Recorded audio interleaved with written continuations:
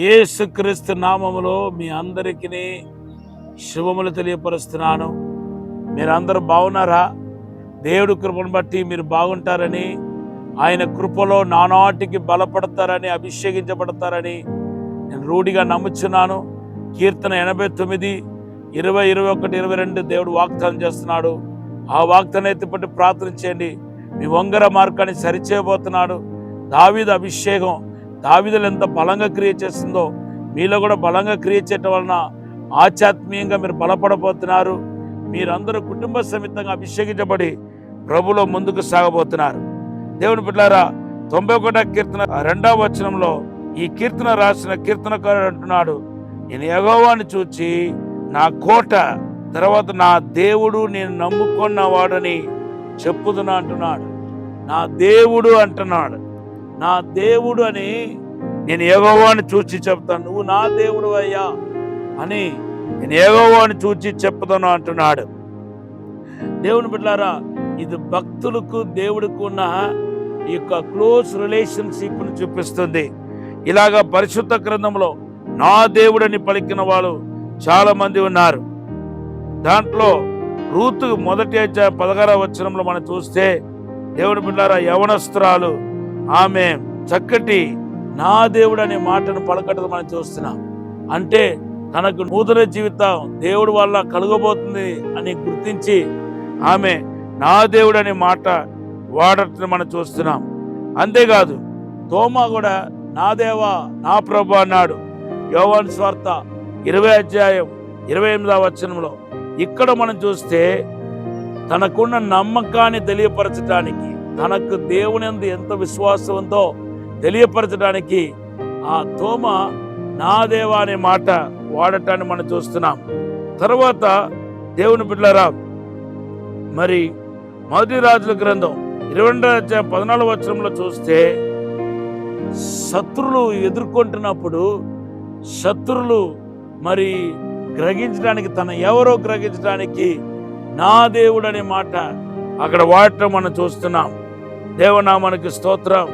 తర్వాత యాకోబు కూడా నా దేవుడు అనే మాట వాడటాన్ని మనం చూస్తున్నాం.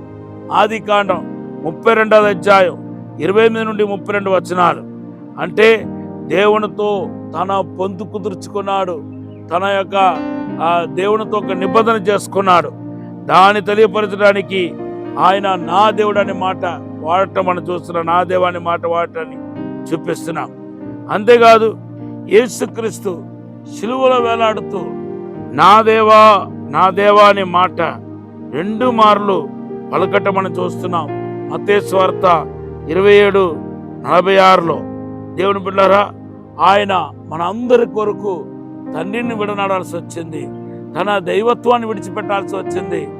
ఆ ఒక్క క్షణం దేవుని బిడ్డలారా బాధపరచలేక నా దేవా అని పిలవటానికి సహాయం కోసం, ఒక ఈ ఇబ్బందికరమైన పరిస్థితిలో ఉండగా సహాయం కోసం యేసుప్రభు వారు నా దేవా అనే మాట వాటాన్ని మనం చూస్తున్నాం. అంతేకాదు నా దేవా అనే మాట అది విక్టోరియస్ సౌండ్ అని మనం చెప్పుకోవచ్చు. ఎక్సోడస్లో నిర్గమకాండ 15:21లో మిరియం ఏం చేసింది తెలుసా? ప్రభువును కొనియాడటానికి, తన విజయాన్ని ఎగరవేయటానికి, తన విజయాన్ని సెలబ్రేట్ చేయడానికి నా దేవా అనే మాట వాడటాన్ని మనం చూస్తున్నాం. ఈ రోజంతా మీరు నా దేవా అనే మాట వాడండి. నా దేవా, నా తండ్రి. ఆయనకు మీకున్న సంబంధాన్ని దగ్గర పోల్చుకొని, ఆయనకు మీకున్న సంబంధాన్ని కొనియాడుతూ నా దేవుడు, నా తండ్రి అంటూ ఆయన మయపరచాలని ప్రభు పేరట మనవి చేస్తున్నాను. ఈ సమయంలో ఒక చిన్న ప్రార్థన చేస్తాను. పరిశుద్ధము నమ్మకమైన పరలోక తండ్రి, మమ్మల్ని క్షమించండి, మన్నించండి, పరిశుద్ధపరచండి. ప్రభువా, నిన్ను కొనియాడే భాగ్యం తెచ్చండి, నిన్ను ఆరాధించే భాగ్యం తెచ్చండి. నా దేవుడు అంటూ నిన్ను ప్రభు ఆరాధించే కృప దయచేయమని, అభిషేకం నింపమని, బలపరచమని యేసుక్రీస్తు నామములో అడిగి వేడుకుంటున్నాము తండ్రి. Amen, amen, amen. Have a blessed day. God bless you.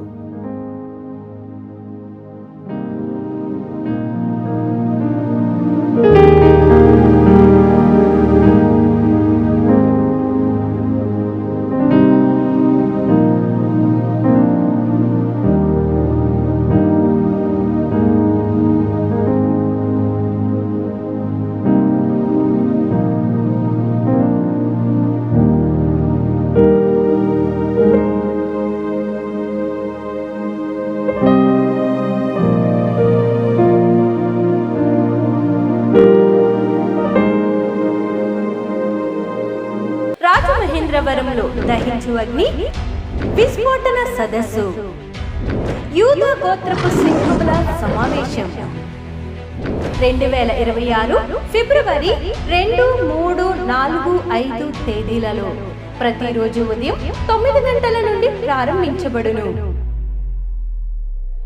ముఖ్య ప్రసంగికులు ప్రవక్త టీజో థామస్ గారు కేరళ, డాక్టర్ జయశీలన్ గారు చెన్నై, డాక్టర్ థామస్ గారు డాక్టర్ శివ థామస్ గారు దహించు అగ్ని మినిస్ట్రీస్ రాజమహేంద్రవరం. రిజిస్ట్రేషన్ ఫీజు 100 రూపాయలు మాత్రమే. దూర ప్రాంత ప్రజలకు భోజనం మరియు వసతి సదుపాయం కలదు. స్థలం దహించు అగ్ని ఆడిటోరియం, నటరాజ్ థియేటర్, రాజమహేంద్రవరం. మరిన్ని వివరాలకు 9494940072 మరియు 73